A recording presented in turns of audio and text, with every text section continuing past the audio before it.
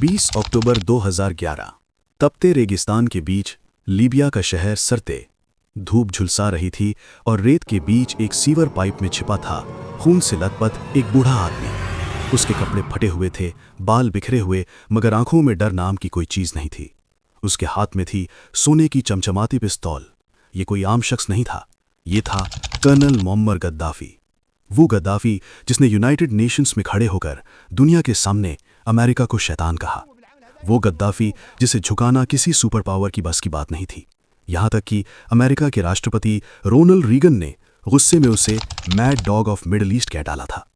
Gaddafi ने पूरी जिंदगी लड़ाई लड़ी, कभी पश्चिमी ताकतों से, कभी अपने सिस्टम से, लेकिन साथ ही उसने वो काम भी किए जो जनता को याद रहे।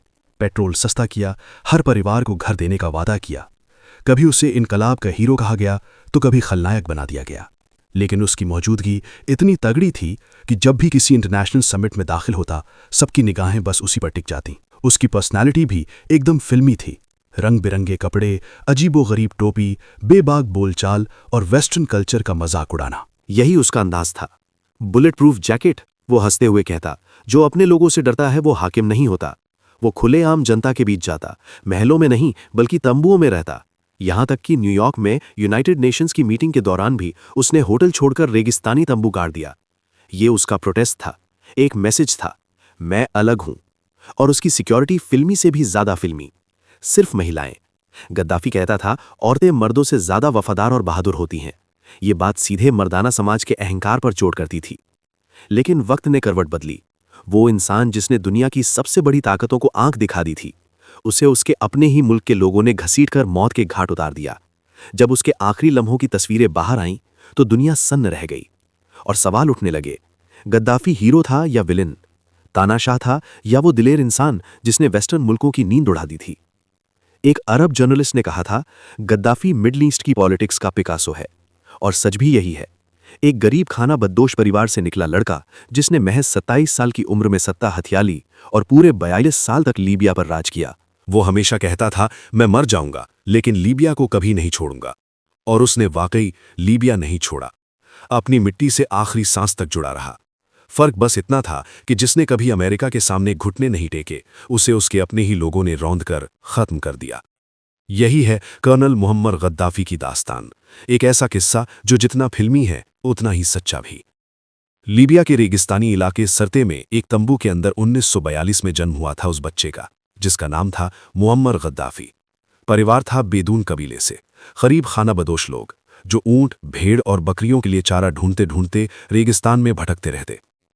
बचपन में गद्दाफी भी चरवाहा ही था, लेकिन उसके माँ बाप का सपना था कि बेटा सिर्फ ऊंट भेड़ ना चराए बल्कि पढ़ाई भी करे। इसलिए सबसे पहले उसे कुरान पढ़ने के लिए मदरसे भेजा गया। वहीं से उसके दिमाग में इंसाफ और बराबरी का बीज बोया गया। पढ़ाई की लगन थी तो वो आगे शहर चला गया। वहां स्कूल मिले, किताबें मिली और एक नया माहौल मिला। वहीं पर गद्दाफी की असली शख्सियत निखरने लगी। वो क्लास में सवाल पूछता, दोस्तों के बीच खड़ा होकर बोलने लगता और धीरे धीरे लीडरशिप दिखाने लगा। लेकिन उसके ख्यालों को सबसे ज्यादा झकझोरा मिस्र के राष्ट्रपति जमाल अब्दुल नासिर ने। नासिर ने अरब दुनिया को एक करने का सपना दिखाया था, वेस्टर्न ताकतों को चुनौती दी थी। गद्दाफी ने नासिर की किताबें पढ़ी, भाषण सुने और खुद से कहा, अगर मिस्र बदल सकता है तो मेरा लीबिया क्यों नहीं। अब गद्दाफी स्कूल में बच्चों को इकट्ठा कर लेता और वेस्टर्न ताकतों और इजराइल की पॉलिसीज के खिलाफ आवाज उठाने लगता। पढ़ाई के बाद उसने आर्मी ज्वाइन कर ली। यहीं से उसकी सोच और कड़क हो गई। ट्रेनिंग के लिए उसे कुछ वक्त ब्रिटेन भी भेजा गया। वहां से उसने हथियारों का हुनर सीखा। लेकिन वेस्टर्न लोगों का रवैया देखकर उसके भीतर और ज्यादा गुस्सा भर गया। उसे लगने लगा कि अगर अरबों को इज्जत चाहिए तो रास्ता खुद बनाना होगा। उस वक्त लीबिया तेल की वजह से अमीर माना जाने लगा था, लेकिन असली तस्वीर बहुत अलग थी। ऊपर ऊपर से राजा इदरीस देश चलाता था, लेकिन हकीकत ये थी कि बूढ़ा राजा ज्यादातर वक्त इलाज के लिए विदेशों में ही रहता और मुल्क की बागडोर कुछ वजीरों के हाथ में छोड़ देता। ये वजीर वही करते जो वेस्टर्न मुल्कों के हुक्मरान कहते। तेल का सोना निकल रहा था, लेकिन फायदा सीधा अमेरिका और यूरोप की जेब में जा रहा था। गांवों में गरीबी जड़ें जमा चुकी थी। नौजवानों के पास काम नहीं था। स्कूल और अस्पताल जर्जर हालत में पड़े थे। शहरों में थोड़ी बहुत रौनक थी, लेकिन वहां भी पैसा सिर्फ अमीरों तक सिमटा था। जनता बेचैन थी, गुस्से में थी। और उसी वक्त मिस्र से नासिर की आवाज गूंज रही थी, अरबों को अपनी किस्मत खुद लिखनी होगी, वेस्टर्न ताकतों का कंट्रोल तोड़ना होगा। ये बात लीबियाई नौजवानों के दिल में आग की तरह धकने लगी। आर्मी के भीतर भी कई युवा अफसर थे जिनमें देशभक्ति और बगावत दोनों का जोश था, और उनमें सबसे निडर नाम था कप्तान मुअम्मर गद्दाफी। वो जवान अफसर एक नया शाही खानदान सिर पर बैठ जाएगा और मुल्क हमेशा की तरह वेस्टर्न ताकतों की कठपुतली बना रहेगा। यहीं से फौज के अंदर एक गुप्त हलचल शुरू हुई। कुछ नौजवान अफसरों ने मिलकर फ्री यूनियनिस्ट ऑफिसर्स मूवमेंट बनाया। उनका मकसद साफ था, सत्ता बदलेगी, वो भी बिना खून बहाए। हवा में बदलाव की खुशबू फैल चुकी थी। दूसरी तरफ बूढ़ा किंग इद्रीस एक के बाद एक डील कर रहा था, जिससे गोरों का कंट्रोल और मजबूत हो रहा था और लीबिया की जनता पीछे छूटती जा रही थी। गुस्सा अब धीरे धीरे खामोश नाराजगी से निकलकर खुले बगावत में बदलने वाला था। और इस बगावत का झंडा उठाए खड़ा था मुअम्मर गद्दाफी। फिर आई वो रात, 1 सितंबर 1969। किंग इद्रिस इलाज के लिए तुर्की में था। ठीक उसी वक्त गद्दाफी और उसके साथियों ने बेहद सोच समझकर राजधानी त्रिपुली के अहम ठिकानों पर कब्जा कर लिया। ये तख्ता पलट बिल्कुल फिल्मी अंदाज में हुआ। न गोलियां चलीं, न बम फटे, न खून बहा। अगली सुबह जब लीबियाई लोगों ने रेडियो ऑन किया तो उन्हें एक नई आवाज सुनाई दी। लीबिया अब आज़ाद है, अब यहां शाही खानदान का नहीं, जनता का राज होगा। ये आवाज थी मुअम्मर गद्दाफी की। उसी दिन उसने ऐलान कर दिया, लीबिया अब एक रिपब्लिक है, कोई राजा नहीं, कोई ताज नहीं, अब हुकूमत जनता की होगी। किंग इद्रिस को उसने मुल्क लौटने ही नहीं दिया और चंद दिनों में लीबिया पूरी तरह गद्दाफी के हाथ में आ गया। वहीं से शुरू हुआ उसका लंबा सफर, 42 साल का राज। गद्दाफी ने आते ही कई फैसले लिए जो जनता के दिलों को छू गए। तेल से आने वाले पैसे को उसने वेस्टर्न कंपनियों के मुंह से छीनकर अपने लोगों के लिए इस्तेमाल किया। पढ़ाई, इलाज और बिजली सब मुफ्त कर दी। हर परिवार को घर बनाने के लिए मदद दी। शादी करने वाले जोड़ों को तोहफे दिए जाते। औरतों को अधिकार दिए। वो गरीबों की आवाज बन गया। अफ्रीका और अरब मुल्कों को जोड़ने की बात करने लगा। लेकिन वक्त के साथ साथ उसका कद जितना बढ़ता गया, दुश्मन भी उतने ही बनते गए। उसके बेखौफ अंदाज ने अमेरिका और यूरोप को तो खफा किया ही, कुछ अरब मुल्क भी उसकी राह के दुश्मन बन गए। वो जवान, करिश्माई और बिंदास आर्मी अफसर अब पूरी दुनिया को खटकने लगा था। गद्दाफी मिस्र के राष्ट्रपति जमाल अब्दुल नासिर से बेहद प्रभावित था। नासिर की तरह उसने भी अपने आप को कैप्टन से प्रमोट करके कर्नल बना लिया। जैसे नासिर के लिए सुएज कैनाल एक बड़ी लड़ाई थी, वैसे ही गद्दाफी के लिए लीबिया का तेल एक इनकलाबी हथियार था। 1950 के आखिर में जब लीबिया में तेल के बड़े भंडार मिले तो उन पर काबिज हो गई विदेशी कंपनियां। ये कंपनियां दाम खुद तय करती और मुनाफे का आधा हिस्सा अपने मुल्क ले जाती। लीबियाई जनता बस धूल भांगती रह जाती। गद्दाफी ने इसी अन्याय के खिलाफ बगावत की ठानी और कहा, तेल इस मिट्टी का है, इसे बेचने का हक सिर्फ मेरे लोगों का है। गद्दाफी ने जब विदेशी तेल कंपनियों से नई शर्तें रखीं तो उसका अंदाज ही अलग था। उसने साफ कह दिया, अगर हमारी बातें नहीं मानी तो हम तेल निकालना बंद कर देंगे। जो लोग 5000 साल बिना तेल के जिए हैं वो कुछ साल और भी जी सकते हैं। ये धमकी थी या दांव, ये उस वक्त किसी को समझ नहीं आया, लेकिन ये दांव चल पड़ा। पहली बार किसी डेवलपिंग मुल्क ने अपने ही तेल से होने वाले मुनाफे का बड़ा हिस्सा खुद के लिए रख लिया।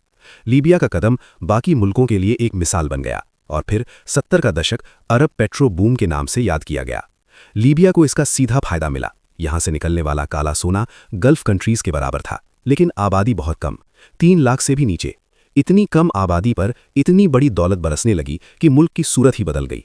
फिर आया साल 1973। अरब इजराइल जंग छिड़ी और अरब मुल्कों ने अमेरिका और यूरोप को तेल सप्लाई कम कर दी। कीमतें आसमान छूने लगी। लीबिया हर दिन करोड़ों डॉलर कमाने लगा, लेकिन गद्दाफी ने इस दौलत को सिर्फ अमीरों की जेब में जाने नहीं दिया। उसने ऐलान किया, ये पैसा महलों पर नहीं, झुग्गियों पर खर्च होगा। अब गांव-गांव स्कूल और अस्पताल बनेंगे।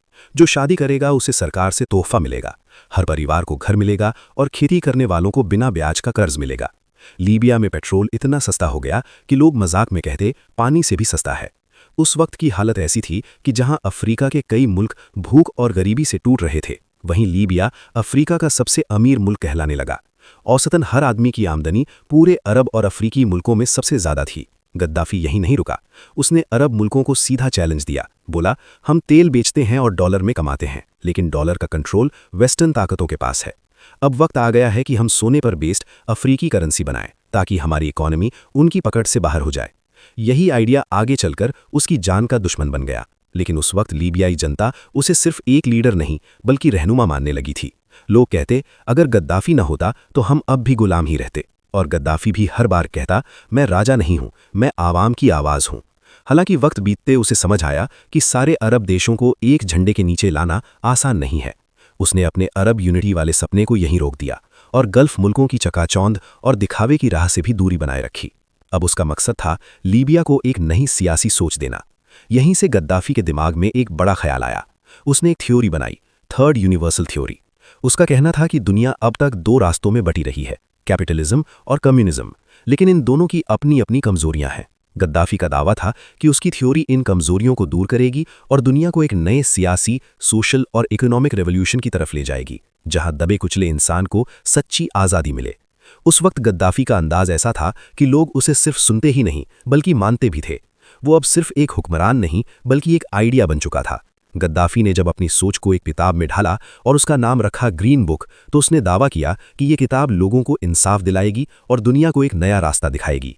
लेकिन हकीकत कुछ और थी। असल में ये किताब गद्दाफी के भाषणों का मजमुआ भर थी। जिस किताब को आज़ादी और बराबरी का मैनिफेस्टो कहा गया, उसी पर इल्ज़ाम लगने लगे कि ये सिर्फ लीबिया की जनता को काबू में रखने का एक तरीका है। इस किताब में कहा गया कि मुल्क की समस्याओं का हल इलेक्शन जैसे सिस्टम से नहीं होता। गद्दाफी का कहना था कि असली डेमोक्रेसी तब होगी जब लोगों की छोटी छोटी कम्युनिटीज़ होंगी जो मुल्क के हर हिस्से को कंट्रोल करेंगी। उसने इस सिस्टम को एक सुंदर गाड़ी के पहिए से तुलना करते हुए समझाया। उसके मुताबिक सबसे बाहर का घेरा था बेसिक पॉपुलर कांग्रेस, जो पीपल्स कमेटियां बनाती और फिर ये रिपोर्ट ऊपर भेजती। बीच में बैठा होता था एक जनरल सेक्रेटेरिएट, जिसे गद्दाफी असली डेमोक्रेटिक सेंटर बताता था। लेकिन ज़मीनी हकीकत इससे बिल्कुल उलट थी। ये सिस्टम गाड़ी का पहिया नहीं बल्कि पिरामिड की शक्ल ले चुका था। सबसे ऊपर गद्दाफी, उसका परिवार और करीबी लोग थे जिनके पास पूरा पावर था। नीचे खड़ी थी एक बेरहम सिक्योरिटी मशीनरी जो हर तरह के विरोध को दबा देती थी। ग्रीन बुक में इस सिस्टम को एक नया नाम दिया गया, जमाहिरिया, यानी जनता की हुकूमत। लेकिन असल में ये सिर्फ एक दिखावा था। जनता को पॉपुलर कांग्रेस में शामिल तो किया गया, मगर उनके पास ना हक था, ना पावर, ना बजट। सब जानते थे कि अगर किसी ने ज्यादा सवाल उठाया या सरकार की आलोचना कर दी तो सीधा जेल भेज दिया जाएगा। इधर गद्दाफी इन बातों की जरा भी परवाह नहीं करता था। उसने अपनी नज़र वेस्टर्न ताकतों पर टिका दी थी। उसका कहना था, जो भी अमेरिका, ब्रिटेन और यूरोप के खिलाफ खड़ा है वो मेरा दोस्त है। ये मुल्क सिर्फ तेल और ताकत के जरिए दुनिया को कंट्रोल करना चाहते हैं। गद्दाफी ने खुलकर उन सभी ग्रुप्स को पैसा, हथियार और ट्रेनिंग देना शुरू किया जो वेस्टर्न सिस्टम को चुनौती दे रहे थे, चाहे वो आज़ादी की लड़ाई लड़ रहे हों या फिर सत्ता हथियाने की जंग में हों। उसने यासिर अराफात की P.Eldoz समेत कई फिलिस्तीनी ग्रुप्स को सपोर्ट किया, क्योंकि वो इजराइल को अमेरिका का प्यादा मानता था और फिलिस्तीन को आज़ाद देखना चाहता था। यहाँ तक कि उसने नेल्सन मंडेला का भी खुलकर साथ दिया जब बाकी दुनिया खामोश थी, क्योंकि गद्दाफी नस्ल भेद का खुला दुश्मन था। और तो और उसने फ्रांस और अफ्रीका के कई विद्रोही गुटों तक को सपोर्ट किया। यहाँ तक कि ब्रिटेन के खिलाफ लड़ रही आयरिश रिपब्लिकन आर्मी को भी गद्दाफी ने हथियार, विस्फोटक और पैसा दिया। पूरी दुनिया में इतनी हिम्मत सिर्फ गद्दाफी ही दिखा सकता था। लेकिन सच ये भी है कि जब कोई इंसान लंबे वक्त तक सत्ता में रहता है, मुल्क को ऊपर उठाता है और अपनी ताकत का इस्तेमाल करता है, तो धीरे धीरे उसे लगने लगता है कि वही हमेशा सही है और उसे कोई नहीं रोक सकता। यही चीज़ गद्दाफी के साथ भी हुई। उसके रंगीन शौक अब खुलकर दिखने लगे थे। गद्दाफी अजीबोगरीब कपड़े पहनता, कभी सुनहरे बिल्लों वाली वर्दी, कभी रंग बिरंगे गाउन, तो कभी अफ्रीकी पारंपरिक लिबास। घंटों शीशे के सामने खड़ा होकर बाल संवारता, कैमरे का एंगल ठीक करवाता और सवाल करने वालों को जरा सा भी तेज पूछताछ करने पर जेल भिजवा देता। सत्ता का नशा उसके अंदर चढ़ चुका था और वेस्टर्न मुल्कों की परवाह उसके लिए कोई बड़ी बात नहीं रही। यही थोड़ी सी लापरवाही उसकी सबसे बड़ी गलती बन गई, क्योंकि अमेरिकी और यूरोपीय तंत्र हमेशा ऐसे ही मौके तलाशते रहे कि कैसे गद्दाफी को नियंत्रित किया जाए। अमेरिका ने आरोप लगाया कि जर्मनी के किसी नाइट क्लब में हुए एक धमाके में अमेरिकी सैनिक मारे गए थे।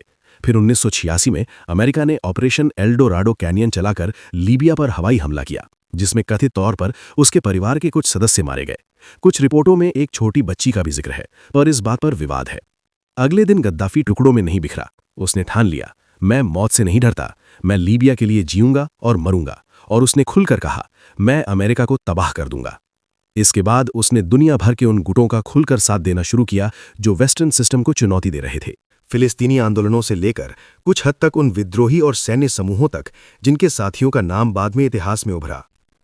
फिर आया वो काला दिन, 1988 की सर्द रात, जब पैन एम फ्लाइट 1003 पर बम फट गया और क्लिपर उड़ान स्कॉटलैंड के लॉकरबी के ऊपर हवा में ही बिखर गया।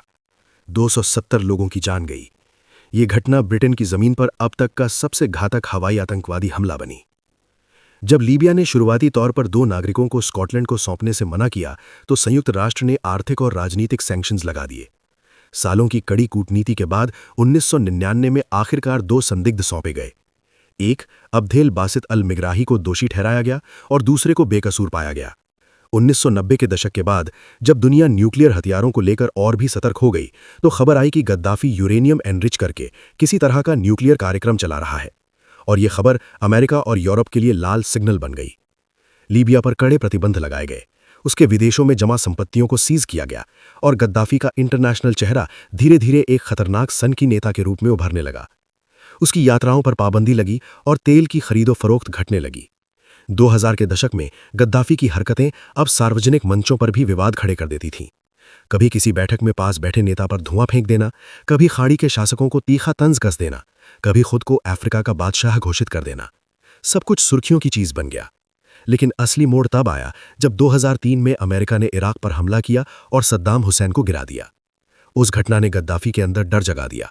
उसे लगा कि अगला निशाना वही हो सकता है। इसीलिए वो बातचीत के लिए अमेरिका के पास गया और बोला कि वो अपने कथित न्यूक्लियर कार्यक्रम को ख़त्म कर देगा। उसने अमेरिका और यूरोप से डील की कि न्यूक्लियर हथियार नहीं बनाएगा, उसके बदले आर्थिक पाबंदियां हटा ली जाएंगी।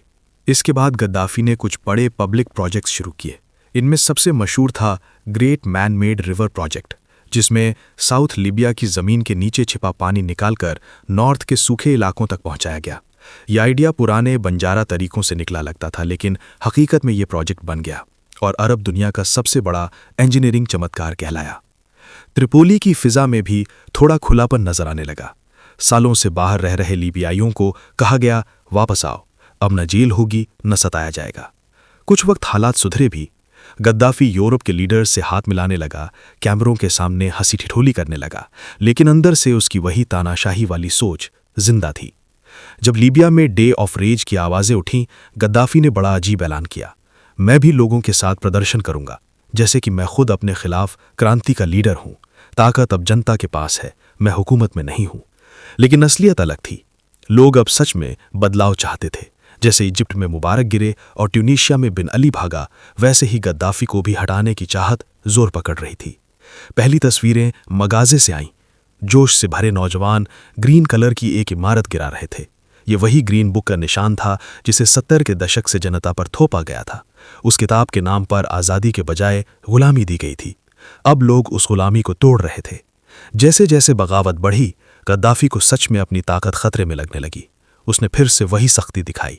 इस बार निशाना सिर्फ चंद मुखालिफ नहीं, बल्कि पूरे पूरे शहर बन गए। जहां उसकी तस्वीरें फाड़ी गईं, वहां फौज और बाहर से लाए गए लड़ाके भेजे गए। ये बागी नेशनल ट्रांजिशनल काउंसिल के झंडे तले लड़ रहे थे और गद्दाफी उन्हें कुचलना चाहता था। उसने बयान दिया, ये सिर्फ 17 साल के गुमराह लड़के हैं। रात में इन्हें गोलियां दी जाती हैं, इनके दूध और कॉफ़ी में नशे की दवाइयां मिलाई जाती हैं। यहां तक कि गद्दाफी ने यूएन को भी नहीं छोड़ा। साल 2009 में न्यूयॉर्क में जनरल असेंबली की मीटिंग में उसकी स्पीच सिर्फ 10 मिनट की होनी थी, लेकिन उसने 1.5 घंटे से ज़्यादा तकरीर झाड़ी। बीच में यूएन चार्टर के पन्ने फाड़े, मरोड़े और फेंक दिए। वो कैमरों के सामने चिल्लाता रहा। ये नज़ारे उसकी सनक और पागलपन के मिसाल बन गए। लेकिन हैरानी की बात यह थी कि इसके बावजूद वेस्टर्न लीडर्स और कंपनियां उससे डील करने में पीछे नहीं हटे। तेल और पैसे का खेल उन्हें उसके पागलपन से ज़्यादा अहम लगता रहा। फिर दिसंबर 2010 में ट्यूनीशिया से बगावत की हवा चली। शुरुआत में लगा कि लीबिया इसकी चपेट में नहीं आएगा। गद्दाफी तो 4 दशक से ज़्यादा वक्त से कुर्सी पर बैठा था। लोग भूल चुके थे कि उससे पहले वहां कौन था। फेसबुक और सोशल मीडिया ने आग को और हवा दी। अब अमेरिका और यूरोप ने भी अपना पाला बदल लिया। साल 2011 अरब दुनिया में बगावत की आंधी चली। लोग सड़कों पर थे। आज़ादी, इंसाफ और इनकलाब के नारे गूंज रहे थे। और सबसे बड़ी टक्कर जिसकी उम्मीद किसी ने नहीं की थी, वो लीबिया में हुई, और इसके पीछे अमेरिका का साया साफ नजर आ रहा था। गद्दाफी के देश में अब हालात बदल चुके थे। जो आवाजें पहले दबा दी जाती थीं, अब वो गूंजने लगीं, और अमेरिका ने उन आवाजों को और हवा दे दी। 42 साल तक लीबिया पर राज करने वाला गद्दाफी अपनी कुर्सी को हिलते हुए महसूस करने लगा। शुरुआत हुई शहर बंगाजी से, जहां लोग सड़कों पर उतरकर उसके खिलाफ प्रदर्शन करने लगे। मगर गद्दाफी पीछे हटने वाला नहीं था। उसने ताना मारते हुए कहा, मैं एक एक को मार दूंगा, घर घर जाकर, गली गली, शहर शहर, दर दर, हर फर्द को खत्म कर दूंगा। उसकी ये जिद ही उसकी सबसे बड़ी भूल साबित हुई। एक एक्टिविस्ट और वकील फैथी तराबेल की गिरफ्तारी ने आग में घी डाल दिया। तराबेल उन्हीं 1200 कैदियों के केस लड़ रहे थे जिन्हें त्रिपोली की जेल में बेरहमी से मार दिया गया था। उन कैदियों के घर वाले ज्यादातर बंगाजी से ही थे। इंसाफ ना मिलने की कसक पहले से थी, और जब 15 फरवरी 2011 को तराबेल गिरफ्तार हुए तो शहर की गलियों में मारे गए लोगों के पोस्टर लहराने लगे। बंगाजी प्रोटेस्ट का गढ़ बन गया और भीड़ गुस्से से उबलने लगी। गद्दाफी ने जनता पर गोलियां चलवा दी, टैंकों और फाइटर जेट से बमबारी होने लगी। मगर इस बार मामला सिर्फ लीबिया तक सीमित नहीं रहा, दुनिया देख रही थी। हालात बेकाबू होते ही यूनाइटेड नेशंस ने गद्दाफी के खिलाफ एक्शन की मंजूरी दे दी। अब अमेरिका, फ्रांस और ब्रिटेन जैसे मुल्क खुलकर मैदान में थे। नाटो की फौज ने गद्दाफी की सेना पर हमला बोल दिया। उसकी हुकूमत की दीवारें ईंट गिरने लगीं। पूरा लीबिया खून और तबाही के समंदर में डूब गया। आखिरकार गद्दाफी को राजधानी छोड़नी पड़ी। त्रिपोली से भागकर वो अपने पैतृक इलाके सीरत में छिप गया। वहां से वो अपने वफादारों के साथ एक काफिले में निकलने की कोशिश करता है, लेकिन नाटो के ड्रोन ने उसकी गाड़ियों पर मिसाइल बरसा दी। गद्दाफी किसी तरह बचकर पास की ड्रेनेज पाइप में जा छिपा, मगर बागियों को उसका ठिकाना मिल चुका था। जब उसे उस पाइप से घसीटकर बाहर निकाला गया तो उसका चेहरा खून से सना हुआ था। कपड़ों पर खून के छींटे थे और वो हाफते हुए कह रहा था, मैंने तुम्हारा क्या बिगाड़ा है, मैंने क्या किया है तुमसे। लेकिन बागियों का गुस्सा काबू से बाहर था। किसी ने घूंसा मारा, किसी ने लात, और कुछ देर बाद भीड़ में से चली एक गोली ने गद्दाफी की सांसें हमेशा के लिए रोक दी। वो मिट्टी में लथपथ गिर पड़ा और यहीं खत्म हो गया एक ऐसा दौर जिसने कभी अमेरिका और वेस्टर्न ताकतों की आंखों में आग डालकर बात की थी, जिसने लीबिया को दुनिया के ताकतवर मुल्कों की कतार में लाने की कोशिश की थी। मगर हैरत ये रही कि जिसे 2000 के दशक में वेस्टर्न मुल्क अपना साथी मानते थे, क्योंकि गद्दाफी इस्लामिक टेररिज्म के खिलाफ खड़ा था और यूरोप में गैर कानूनी माइग्रेशन रोकता था, वही गद्दाफी 2011 आते आते अचानक पागल तानाशाह करार दे दिया गया। सिर्फ 2 महीने, 15 फरवरी से 19 मार्च तक का वक्त और तस्वीर पूरी तरह बदल गई। साफ था, जब तक गद्दाफी मजबूत था तब तक दोस्ती, और जैसे ही वो कमजोर पड़ा तो पाला बदलकर उसे मिटा दिया गया। असल मकसद लीबिया का तेल था और वेस्टर्न मुल्कों की पॉलिसी हमेशा की तरह साफ, ना कोई स्थायी दोस्त, ना कोई स्थायी दुश्मन, बस फायदा। अब सवाल ये उठता है, गद्दाफी सच में विलन था जैसा अमेरिका कहता है, या वो हीरो था जिसने आखिरी सांस तक सिर ऊंचा रखकर लड़ाई लड़ी? ये फैसला आप करें। कमेंट में बताइए, गद्दाफी आपके लिए कौन था?